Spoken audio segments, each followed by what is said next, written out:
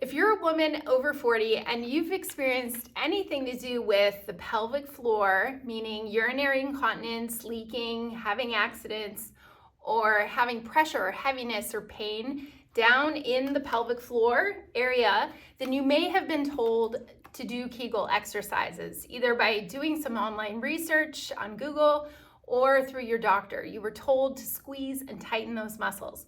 Well, today I'm going to talk about Kegels versus Pilates and which one might be best for you.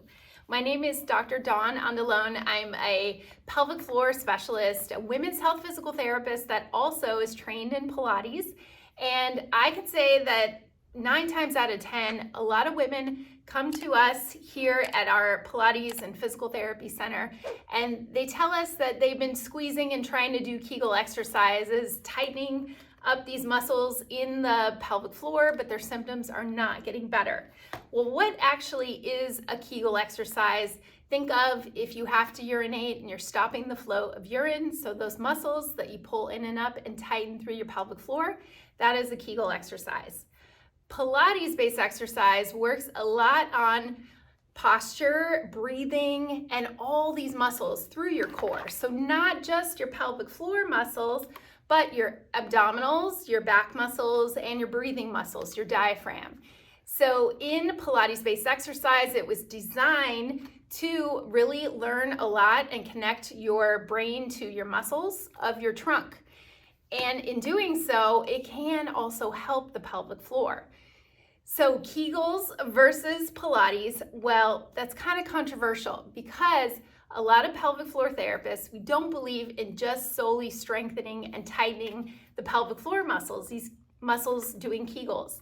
And why is that? Well, strengthening a muscle all the time without working on lengthening and letting it go is not going to be the answer. With any muscle system in your body, think of your biceps, think of your hamstrings. We're going to work on mobility and lengthening, but then we're also going to work on strengthening. So they have to go hand in hand. So if you're just told to do squeezes and tighten those muscles, but your symptoms are still there, this can set you up for further problems down the road. So Pilates-based exercise is going to work on this whole area. The whole core has to work together, including the pelvic floor.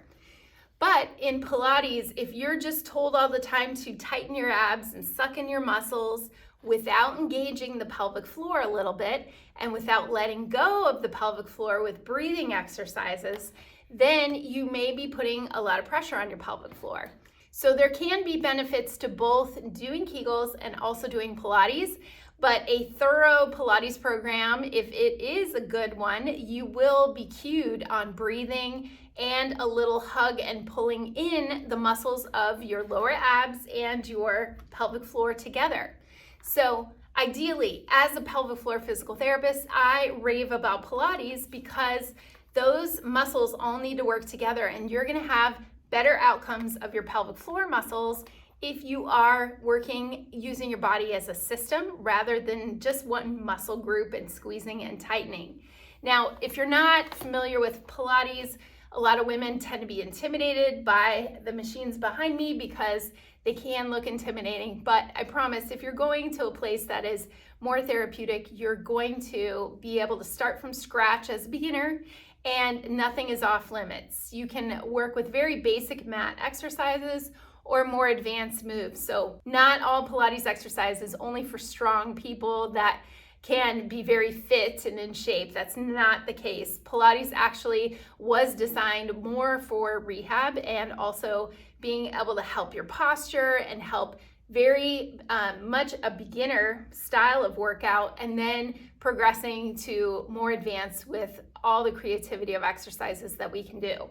Now, pelvic floor exercises are great to do if you don't have access to a Pilates studio, but lucky for you, I have an online program, 15 minutes a day of some simple mat-based Pilates exercises that you can do to actually help address any pelvic floor related issue without just simply doing Kegels all the time. It is important to lengthen and relax the pelvic floor, but then also to strengthen and work this whole core area, the system together. And that's exactly what my program does. The link is right below if you want to check that out.